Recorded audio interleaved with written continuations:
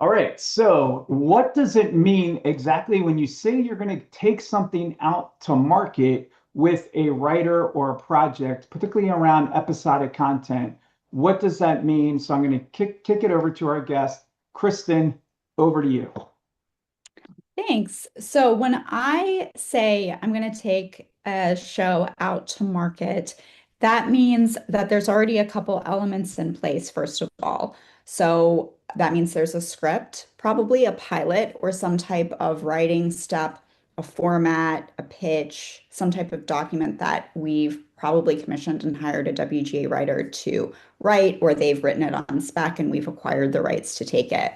Then that means that we've also attached a meaningful showrunner, which is also going to be that writer probably. And if it isn't, it's a showrunner slash writer slash director who has EP'd several different, not just like one season of a show, but especially now with the constriction of the market, it means that you have a showrunner who's run several seasons successfully. So you want to have at least like 3 or 4 seasons of a successful showrunner who knows how to deliver a show. They're attached to it. And then we, along with them and the director, will, or talent, take that to the buyers. So the buyers are either, depending on the show, if it's broadcast, like half hour, multicam, that's going to be your broadcast networks like ABC, NBC, CBS. And then if it's something that can translate into a little bit more like elevated serialized show or episodic, then we can go and take that out to the streamers as well. And that's going to be Hulu, Amazon, Netflix, Apple, it all. I think there's about 12 right now with the, Warner Brothers, Paramount merger and everything. And so that's what it means when we say we're going to take this show out to market. Yeah, perfect. Okay, good. Because that's kind of what I was hoping it meant, and I'm glad we were able to settle that. But for people that might not know a little bit of your background, Kristen, can you give us a little bit of your origin story? How did you get into this whole crazy thing of film and entertainment? Yeah, I started, like a lot of people do, as an actor in my early 20s in New York City. And I felt really stuck that I couldn't be in projects that I wanted to be in meaningful ways. And so I wrote something for myself, which happened to be my first screenplay that I ever wrote. And then knock on wood, I got really lucky and sold my first screenplay to a studio and a producer that was miraculously amazing enough to get it together to actually make the movie. The movie then went to theaters, which then basically that was enough tickets or whatever to get me into the WGA off of that sale in that movie. And then I started my career as a screenwriter, as a WGA screenwriter. So I kind of fell backwards into that role and left acting aside after that. And then after working a couple years as a WGA screenwriter, I was in edit on another film, and I got approached to help Storm Chaser here at this company on a film that they had recently acquired and fixing it basically in edit from a story perspective. And Okay. so that was utilizing my screenwriting ability of like being a story fixer and then also being in the edit and having produced other films in the past, kind of merging those together. And then I started running development at Storm Chaser and then grew into the role of now I'm the president. So I oversee everything from TV, film, all of our, budgetary admin stuff, like the whole shoot and shebang. Yeah, no, it sounds like a lot of responsibility. I'm sure it is. So is there a way to get to a studio or a streamer or even a production company that might have like a first look deal with one of those studios or streamers? Is the only way through a manager or an agent? And then also a little bit of a secondary kind of follow on is have you heard of people like hiring an attorney, for instance, to represent them to also try to shop it around and take it out, if you will? So the first part is the only way in a manager or agent, and then secondarily is another option hiring an attorney. There is absolutely no one way to skin the cat in this industry. So no, you definitely do not need just an agent or a manager to meet with any studio or production company or anyone for that matter. It's just a matter of how you get there. It could be your neighbor, right?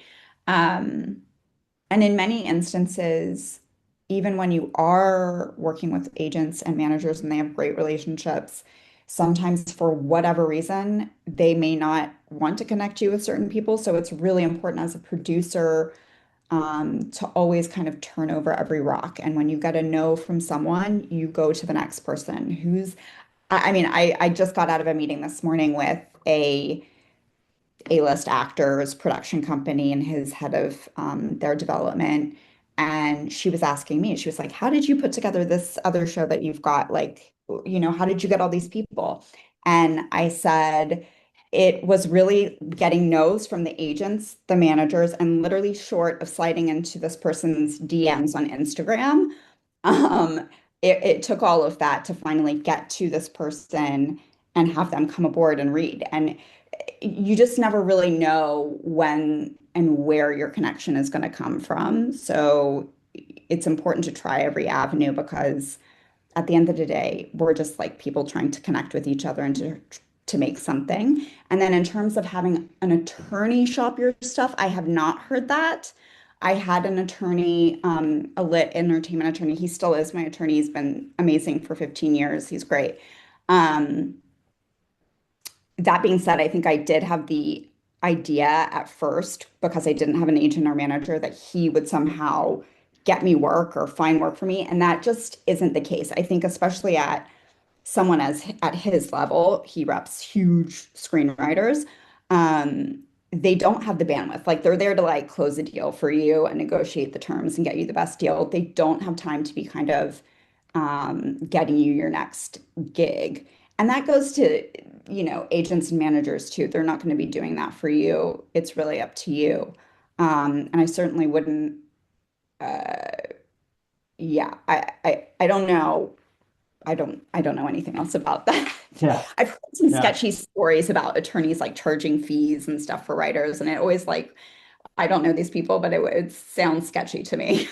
yeah, yeah. No, it does kind of sound like that pay for play that we all are cautioned about. And Hmm. yeah, I've heard of certain instances where it's worked, but it's also as good as the attorney's Rolodex as well, right? It just kind of like very much like a manager and agent. The moment they're acting in that capacity, it's very different than them acting as an attorney. And sometimes they do have those relationships, but most often than not, the manager or agent is better. But just with so many being, managers and agents, it seems like their docket is always full. They're so difficult Hmm.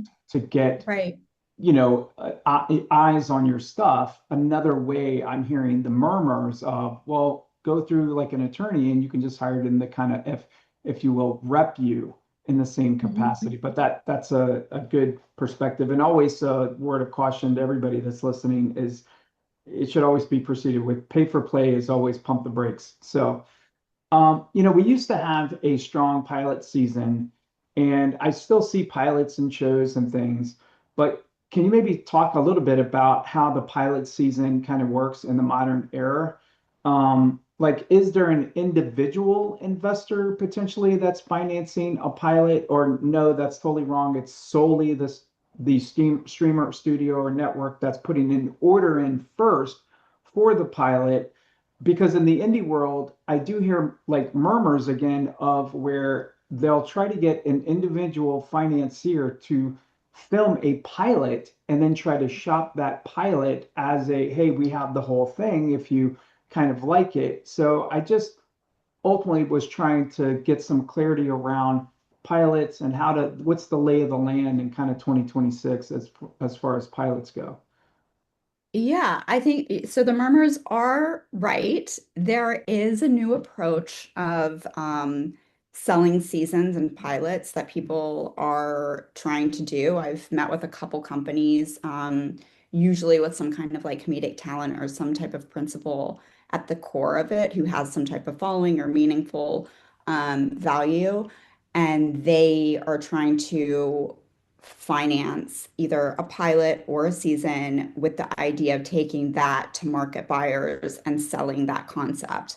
Um, There's, I think, obviously some risk to that because the networks and the buyers generally have a lot of say and input in the creation and the pilots that they choose to make and that they choose to invest in. And so when you're handing them over a fully thought and finished product, they definitely lose a lot of that control and it becomes more of a licensing deal and then less of an ownership for them. So the upside for them as a network buyer or streamer to take a fully finished season that they aren't able to own fully, right? Because they didn't do the production services on it. They didn't come in and buy the rights forefront. Yeah, they're just basically doing a license deal. That's beneficial for the filmmaker and the creatives because the creatives then own that property and they can do a 2 or 5 year term license deal with Netflix, let's say. And then when that expires, they can take it to Hulu and do another 2 to 5 term deal licensing that show somewhere else. And it doesn't have maybe that IP thumbprint of like a Netflix show or a Hulu show. Yeah. So I think there is some value to that, and it's definitely something we've been exploring and thinking about. Um, and as the world's kind of shifting and changing, and people aren't waiting for studios and streamers to greenlight their stuff, they're taking it into their own hands. I do think there's definitely a viable path forward for that. Good. Yeah, no, that's encouraging to hear. When, we all talk about IP, we know that's part of the de-risk portion of the whole thing, and we're all looking for that elusive IP that's strong. Particularly it seems to be in the TV episodic space. But when you say IP, is there a minimum sales amount that you're really looking at to potentially determine whether or not the IP has value? In other words, how do you put that dollar amount on an IP, or the very fact that it's simply just in another medium like a book or a comic enough? Or is it like, no, it needs to have a certain level of notoriety or sales or something? Is there anything that elevates an IP to kind of qualify, like, okay, this is a good property to have? Yeah, I mean, first and foremost, for me and from what I've always heard, I think the core of IP is the story, right? Like for me, it always comes back to the best story. What's something that I really am excited and I want to see that I'm a fan of. Hmm. And um, I think what's hard in my experience, what I've heard from other executives and buyers right now, it's kind of hard to get them excited about the kernel and the story because they are looking more at the package, like you're mentioning, what's the value add. So they're more looking for, great, it's a cool story, but who is the writer?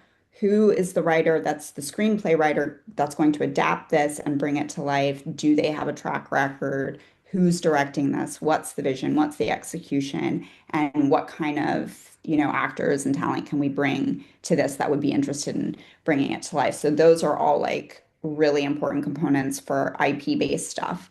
And at Storm Chaser, we definitely go after IP and we go after life rights and book rights and option stuff all the time. But even in the preemptive meetings that I have with buyers at all of the different streamers and studios, they all go back to, cool, great, glad you have the rights to that. Come back and have a conversation when you get the director and the writer. We want to know what their hook is, what their take is, what their vision is. So it is really contingent upon who that person is that's delivering the story to the studio. Um, and it doesn't really matter what the rights are, right? Unless you have, I think, like uh, Ready Player One, right? The book. Uh, that is such a hot property that everyone wants, then that's something where like a studio preemptively will come in and they'll definitely want to gobble up those rights and partner with you. But they're definitely more conservative right now. Yeah, it kind of seems that sense a little bit from the outside looking in. So episodic content definitely seems like it's the dream for a lot of us storytellers, because you get to tell more of the story and things. It's a longer form content. It seems like the paydays maybe is a little bit better than it used to be, like when I was growing up in the 80s and 90s. Um, can you maybe lay a path forward on how one gets into episodic content? And then also, is there a path for a storyteller that is not represented to potentially get into the TV space and how they might do that. So maybe just kind of laying the breadcrumbs of the path. If I want to get into episodic content, how does one do that?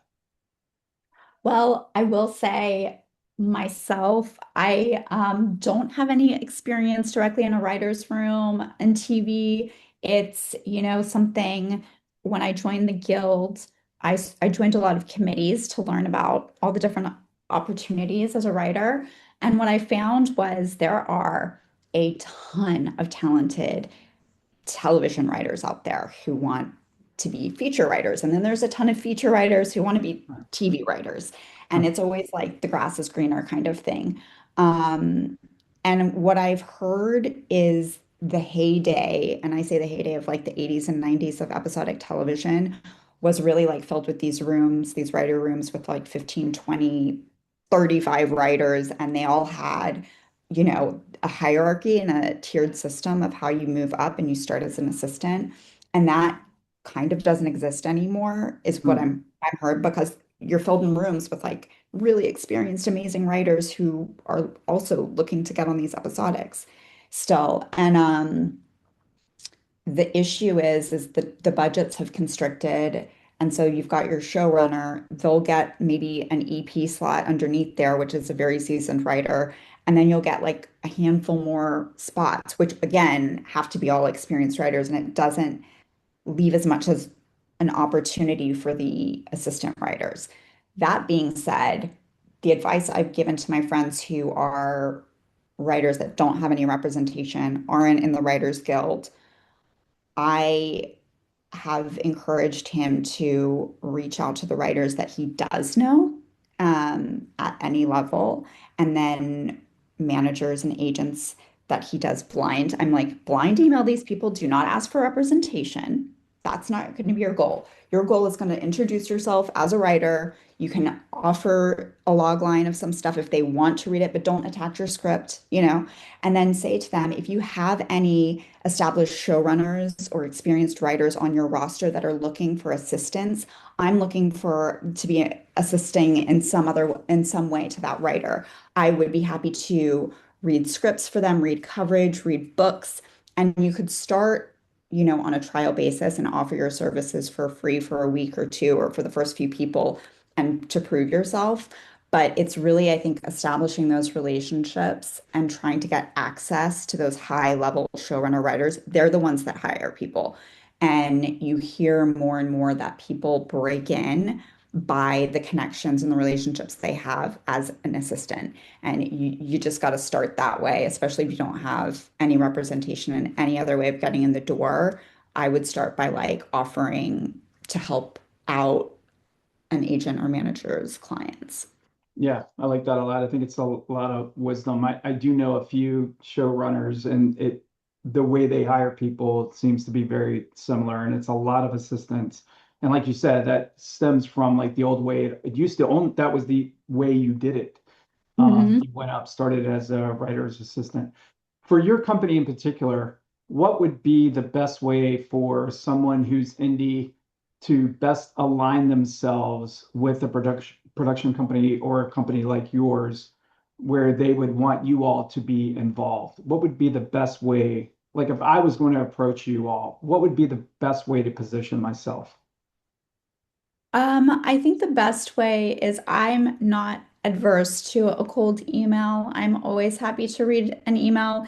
If it's super long, I definitely check out. It's usually the ones that are like 3 to 4 sentences. They have a very clear ask. It's like, hey, I want to come and shadow your company for a week. These are the dates. Would you be open to that? I'll just be a fly on the wall. Or, hey, I have a really great script about zombies and cats. Would you want to read it? It's usually a very clear, short, concise, Yeah, to the point ask. I don't need the preamble of like right. everything. Um, and then I'm usually really receptive to listening or opening the door for something. Yeah, no, awesome. That's great to hear. Are we in a bit of a shortage of showrunners? I definitely don't think there's a shortage, but I think there's a Um, from the buyers, they definitely have high expectations of the Hmm. people they want to hear from. So I think there's tons of writers and I think there's tons of showrunners out there that have done shows, but the level that the buyers are wanting, which is many successful seasons, which is, a history, and there's, they're kind of all chasing the same people, like the same Yeah. talent Right. actors. So that's the Yeah. shortage, I think. Yeah. It's again from the outside looking in, it does seem that way. So I've spoken to a lot of independent filmmakers over the last several years, and again, people love the episodic content. And one of the strategies that I've heard is kind of going back to that pilot or that trying to get in through a pilot. And the idea is let's do this as a standalone film, but there's obviously a continuation. Should the film get traction, then we have this whole episodic storyline that we could go in. And the reason I kind of like that, but I'd love to get your perspective on it, is because I know how to sell features. Television has always been a little bit elusive to me because, again, getting in the room seems to be so difficult with the buyers. But what would you say if somebody threw that thought past you? Like, hey, I'm going to first do a feature film, but it really is, I have 13 episodes and 5 seasons laid out of this story. Is that film standalone pilot idea worth anything? Yeah, I think there is a world where you could shoot a film and market it as a series that you want to get inspiration on for sure. Um, because that's probably, one of the best tools that you have as like a calling card and a, marketing tool to bring to buyers, if it lends itself to that. So I definitely think that's possible to do that. Yeah, yeah, good. Well, you've been just a gem, a fantastic giver of information on TikTok. I'm sure you're on other platforms, but I found you on TikTok, and you just give such good information in the day and age where Thank we're you. having technology. And yeah, no, it's just the truth. In a day and age where we have all this information coming at us, what do you see kind of the landscape, the lay of the land? Of kind of the future of our industry? Do the word of the day is verticals, but just in general, do you think it's going to be a little bit of the same old, or do you see things kind of changing and maneuvering? What are your kind of just overall thoughts of the industry? I mean, I definitely think we're in a changing time, and I think the landscape is definitely changing. You see that reflected in the budgets of things that are getting made, the amount and quantity of things that are getting made, so therefore the budgets have to be constricted. And then, the amount of summer blockbusters and stuff that we have is obviously all shifting and changing. I do think we're getting more of an uptick back in the theaters, which is amazing. Um, so I think that's a really positive thing. And I think and hope that the shift of the landscape is that more filmmakers are getting more ownership of their IP. And, I don't know the ins and outs of like the deals with Obsession or Backrooms, but I think that is closer to a filmmaker owning their own, and having more ownership of their smaller budget films that are getting made. And if anything, the creative foresight that maybe, it doesn't matter if you have a star in your movies, and it doesn't matter if you have the biggest blockbuster director attached to your film. Like, people are hungry for creative, fresh storytelling and ideas, and they don't really care who's telling it. They just want a good story. Yeah, I mean, I think it was, I mean, this past 2 weekends, maybe 3 weekends now, the numbers have been so great for us indies that you kind of are standing with pride. Even though I'm not affiliated with those films, obviously at all, but just the Mhm. fact that they're able to carry and beat out some of the bigger brands and names just showcases that it is thankfully still about story, when that's so hard to kind of get sold and come by. Where can people find you? What are you kind of working on, parting words, or what would be the best way for people to engage with Kristen? I'm just on TikTok. That's kind of the only social media I do is TikTok. I Got have it. a personal Instagram that like maybe once in a blue moon I'll post a photo of like a dog. But yeah, the TikTok I just started to be helpful and informative because it started from the fact that I learn new things every single day. And I've been working in this industry for a number of years. And I wish I had known some of this stuff 20 years ago. So if I can kind of help someone that's starting out earlier, like maybe that'll be helpful. And that's really the whole shoot and Yeah. shebang. Yeah. No, and it's again, I think that consider that mission accomplished because I think you're doing just that. You're sharing really good insider information. You do it in short, bite-sized little increments. It's stuff that some people would probably not sure if it's worthy enough to even record, and your willingness to go on there and just kind of give us a little bit of behind the scenes view allows us to not only feel connected to you personally, but then also the industry. And there's so many people that are passionate about telling stories that you're just giving kind of a window into the view of it. So I think it's good on you. I really hope people go and sign up on TikTok to follow you because you are giving a ton of information that I think is extremely beneficial and encouraging, frankly, to all of us. So good on Oh, you. thank you so much. That's so Yeah, sweet of you to say. I appreciate yeah. it. No, it's just the truth. So I do think we are good to conclude our time with Kristen Ruhlin, and I Thank appreciate her you. being on the Indie Coach podcast. Please do like, subscribe, and all those things. Like Chris and I know that you all are out there. It does help with everything. And remember, nothing is wasted. Now get out there and make your movie. Thanks.